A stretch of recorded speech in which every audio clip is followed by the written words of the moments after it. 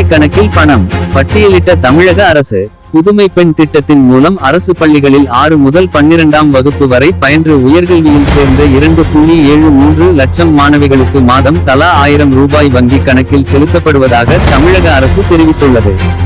அதேபோல் 1,26,637 மகளிருக்கு 1047 கோடி ரூபாய் திருமண நிதியுதவி, 40 வயதுக்கு மேற்பட்ட ஆதரவற்ற திருநங்கைகளுக்கு மாதம் 1500 ரூபாய் போன்ற பல்வேறு திட்டங்களின் பட்டியலை தமிழக அரசு வெளியிட்டுள்ளது.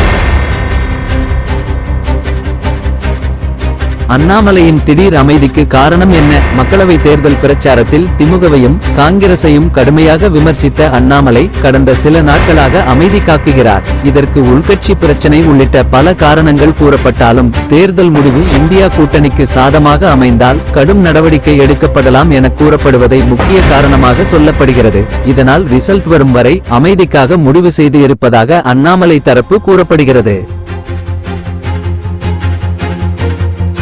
வங்கக்கடலில் இன்று 135 கிலோமீட்டர் வேகத்தில் சூறாவளி வீசக்கூடும். ரே மில் புயல் காரணமாக மத்திய கிழக்கு மற்றும் அதையொட்டிய வடக்கு வங்க கடலில் சூறாவளி காற்று மணிக்கு 60 முதல் 90 கிலோமீட்டர் வேகத்திலும் இடையே 110 கிலோமீட்டர் வேகத்திலும் 135 கிலோமீட்டர் வேகத்திலும் வீசக்கூடும் என வானிலை மையம் தெரிவித்துள்ளது. நாளையும் நாளை மறுநாளும் சூறாவளி 90 முதல் 120 கிலோமீட்டர் வேகத்திலும் இடையே 135 கிலோமீட்டர் வேகத்திலும் வீசக்கூடும் என்றும் வானிலை மையம் கூறியுள்ளது.